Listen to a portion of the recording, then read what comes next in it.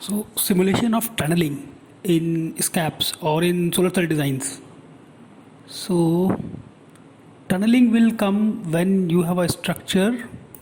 Say you have PN junction. This is a P layer. This is your P layer, and you have a N type layer somewhere here. And now this is N layer, and these two are different layers, different materials. Say this is something, say CIGS, and say this is CDS. So there will be material discontinuity at the junction.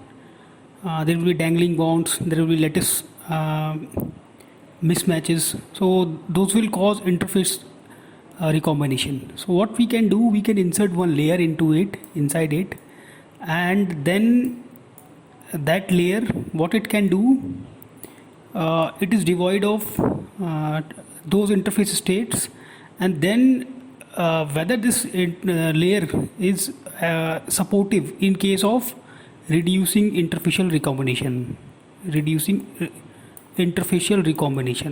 so we can check that. So what will happen actually, the photo generated electrons which are generated here, now these electron has to surmount this barrier.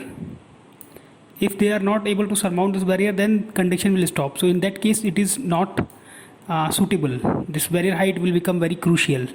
The thickness of this layer and this barrier height will become very crucial. Say suppose what happens, there is a other way of conduction which is called tunneling. So if electron can directly tunnel through this layer, so this is a quantum phenomena. So this is a tunneling is a quantum phenomena.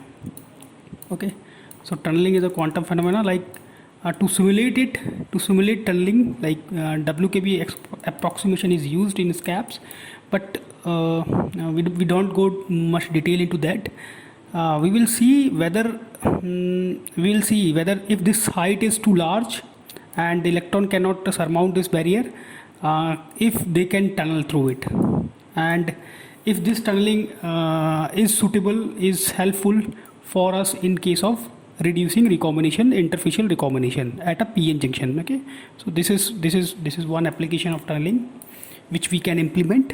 So this basically can happen in a couple of cases. So one of the cases whether when there is a huge electric field present at the interface, so electric field gradient at the interface is high, then this electrons can under the effect of electric field, they can tunnel through the layer. Okay, so that thing can happen. Or second thing is that when the thickness of this interfacial layer which we have inserted, if its thickness is say very thin, then also there is a possibility. So these are some of the possibilities of tunneling occurrence. Okay, so what I will do, I will just simulate tunneling in our SCAP software and just show it to you. So what I have did, I have already installed, or I have already put one structure for you. So this is CJTS, you can see. So if we go to CJTS, we can see some of the values, like this is thickness of the CJTS, this is the band gap, those are the values we have taken. Okay, now I go to CJTS. So now you can see here again the values are given. Now you see electron affinity of CJTS is 3.45. okay, and electron affinity of CJT is 4. Okay, so there is a visible mismatch in case of electron affinity. So there is a let us draw the band diagram and then we will see what is happening. So if I draw the band diagram, okay, let me draw the band diagram, just simulate it under dark, so that, or what I do, go for QE only, that will give me the band diagram. So you can see there is a huge gradient. You can see this region, this is a huge gradient in the P type layer or CJTS layer. Okay, there's a huge electric field gradient in P type layer, and then there is a, you can see at the junction of junction here at this point, you can see there is a huge barrier, CJTS at CDS interface barrier, you can see. Okay, Okay, so because the electron affinity of CJTS and CDS is different, so there is a barrier. You can see this, there is a barrier. So whatever carriers are available here, electrons are available, photogenetic electrons are available here, they have to surmount this barrier. Okay, whether they are able to surmount this barrier or not, we will see in the case when we what we will do, we once allow the tunneling to happen, and in another case we will not allow tunneling to happen, and then we will see what is the difference coming on the overall device parameters. Okay, so this is this way you can like tunnel out. So you can see even though the barrier, even though the thickness of CDS is too high, thickness of CDS we have taken 0.1 micron, but what is happening due to our we have taken electron carrier dynamics such that you can see carrier densities are in CJTS it is 10^15, and in CDS it is too high, 18. So that's why all the depletion width is lying into the p-type region. Okay, so there is a huge very thin barrier which is coming out. Okay, so this is suitable for tunneling to occur. Okay, so we'll see now. So given this structure, so you can also replicate it, and in ZNO you can see the ZNO properties. What you can do, you can stop the video, and then you can just take down the different values. So now for this structure, what I will do, I will go to the IV curve, and then what I will do, I will go to the set parameter value and go to the numerical settings. So once I go to the numerical settings, once I click on it, this type of window will come, and here what I will do, I will not allow tunneling in the first case. Tunneling I don't want in the first case. Without tunneling I want to run it. So now if I run this structure, simulate this structure, you can see, so this structure being simulated. Now I will see the IV curve is coming something like this.